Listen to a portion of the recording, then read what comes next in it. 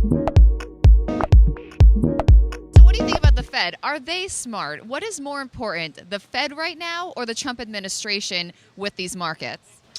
So I don't think the Trump administration has much to do what's going on in the market, except the amount of weight that it holds on the Fed. Okay, so you know what? Look, we've changed the narrative from raising rates, then a pause, to suddenly lowering rates.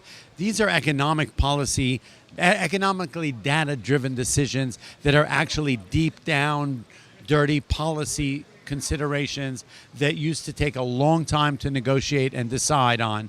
And now we are just like, it's like stopping a car in the middle of traffic on a highway and going, whoa, let's change our mind and go the other way. I don't know how much of it's pressure from the White House.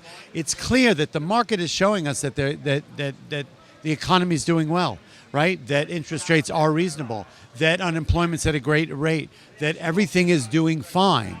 Why would you pull the trigger and use the bullet you have, which would be lowering interest rates, in the event of an economy that's slowing down now when things are at the high? We're 1% off the high.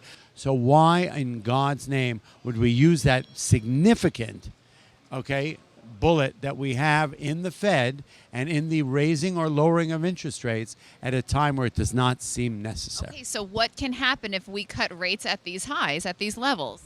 So if we cut rates at the look, we've got, obviously they're not going to raise them because that's not been the narrative at all, and that makes more sense, but they're not going to do it.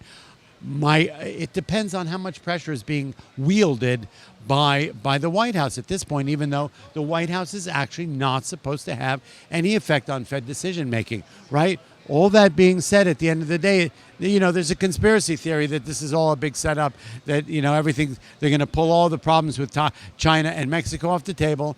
They're going to lower interest rates, market's going to rally once again, and then Mr. Trump is going to get wheeled into office in 2020. One consideration. But net at the end of the day, there's nothing to show that our markets and our economy is slowing in any way that would make it necessary to lower interest rates. These are big bullets. These are big guns, right? Right? So it's got to be an economically data-driven decision. And the economic data does not show us that that's what needs to be done. So whatever happens today, I'm kind of baffled. I'm not clear what's going to happen. But it's really important to know we also have G20 coming up. And I know I'm babbling, but there's so much on the table, right? I'm confused.